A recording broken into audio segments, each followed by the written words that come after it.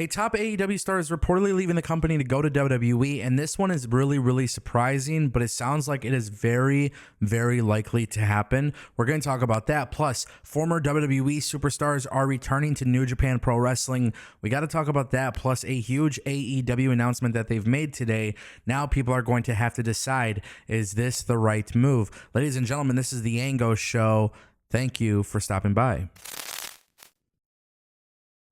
All right, ladies and gentlemen, I want to kick things off with the OC. So for those who are completely unaware, the Young Bucks are doing their thing in New Japan Pro Wrestling, and now there is a very, very big time matchup that is set to take place at New Japan's Resurgence event on May 9th.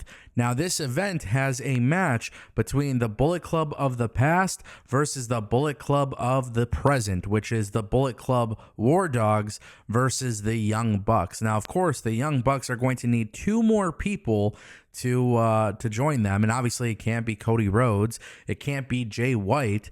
Ladies and gentlemen, it is going to be the OC. Luke Gallows and Carl Anderson are set to return to New Japan Pro Wrestling, which makes a lot of sense, honestly.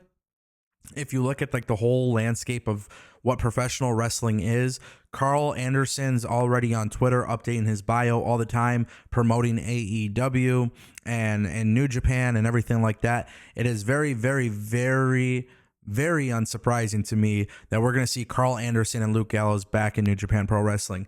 This is literally the way that it works. Every time they get released from WWE, they go back to New Japan Pro Wrestling. NJPW brings them in, arms wide open, and obviously them teaming with the Young Bucks, the teases have been there, and to see them go up against the War Dogs, it makes a lot of sense. Now, personally speaking, Luke Gallows and Carl Anderson, it was very shocking to me to see that they came back to WWE and essentially nothing was done with them. And I do think WWE did kind of mess up on that because they don't treat tag team wrestling with the utmost importance.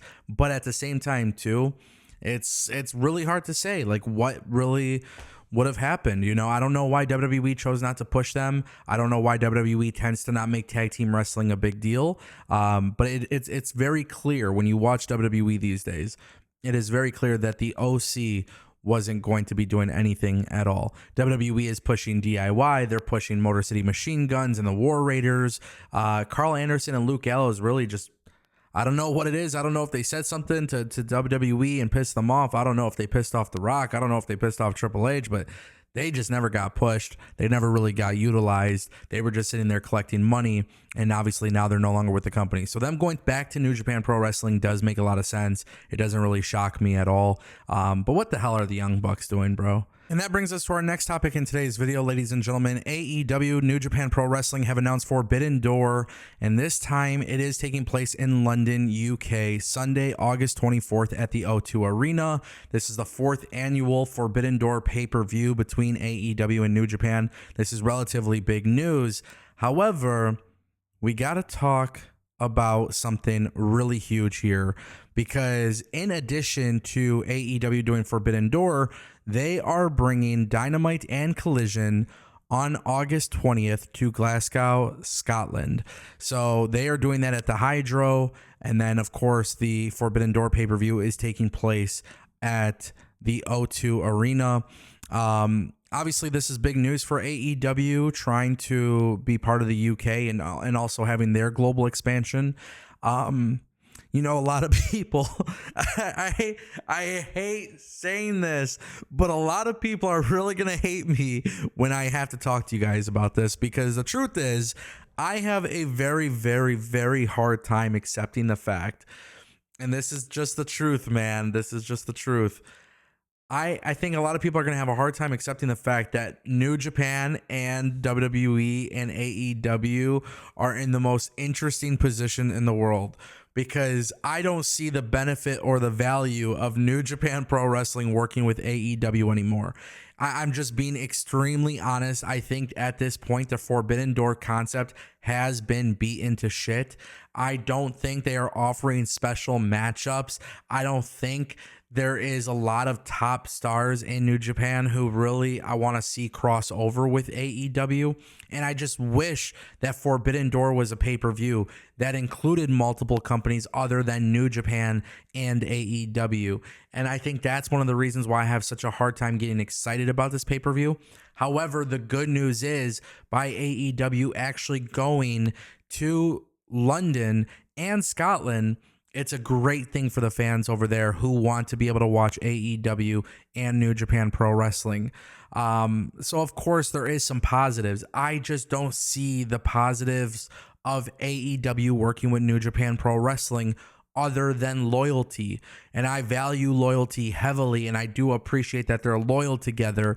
But at this point, I would just say, go ahead and have everybody just show up across both shows. I don't think they really need to do this pay-per-view. Plus, they have the other pay-per-view where you have, Wrestle Dynasty, where it's New Japan Pro Wrestling hosting it, but then you got Ring of Honor and CMLL and AEW all involved.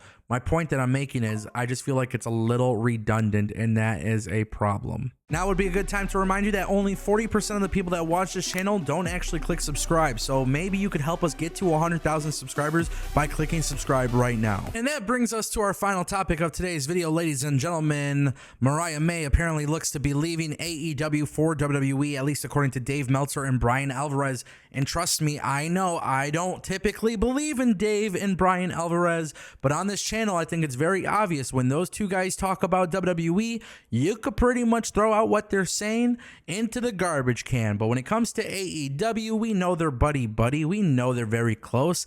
And they're saying that they've heard internally from AEW that they're expecting her to go to WWE, which would be actually a major loss in my opinion. And I'm not even sure if it's the right move. Now, the reason why I say I don't think it's going to be necessarily the right move for AEW is because of the fact that, well, Mariah May really fits in with the AEW style. And I understand that I think she is incredibly talented and could go and do really good things in WWE as well. I just feel like she has really shined in AEW to the point where I just feel like it's a really good fit. And I do think there is always a gamble if you do go to the other company because you never know if they're going to push you or how they're going to utilize you. Do they put you in NXT first? Do they put you on the main roster? That kind of thing. But Mariah May is a hell of a talent, and I think regardless of what she decides, she's going to end up killing it.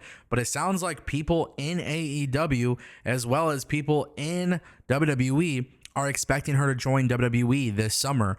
Now, it is interesting because when she originally joined AEW, she only signed for 2 years. So I think that kind of tells you the belief is that she's always wanted to be in WWE, which seems to be a common thing now with talent leaving AEW for WWE. Let me give you guys my 2 cents before you start calling me an AEW hater, because this is the reality that I just got to get out there. AEW is always going to play second fiddle to WWE. That's just the realistic thing. There's a very high percentage chance that most free agents will tend to choose WWE over AEW. Not all the time, but there's a higher chance, right? Obviously, you have your stories of like Jay White and Will Ospreay going to AEW, and Mercedes going to AEW. But my point that I'm making is that there is a lot of a higher chance that people will try to go to WWE because that's what they grew up watching. That was their lifelong dream. And then in addition to that, you could kind of see the trajectory of both companies. So AEW is going downhill, WWE is going uphill. You kind of have to look at this from a perspective of, hey, I can go and make more money. I can go and be on TV. I could be on Netflix. If I want a career in Hollywood, WWE can help me get there. All these different things that people often talk about are possible because of WWE. It's just the difference between AEW and WWE that I think a lot of people aren't necessarily willing to realize or willing to accept. But I think Mariah May, regardless of what she does, is going to be great because she is great herself. But I think for now, you guys will see AEW will cool her off. We probably may not even see her on TV again. And then I think the writing would be on the wall. Ladies and gentlemen, that is the Ango Show. Thank you so much for watching.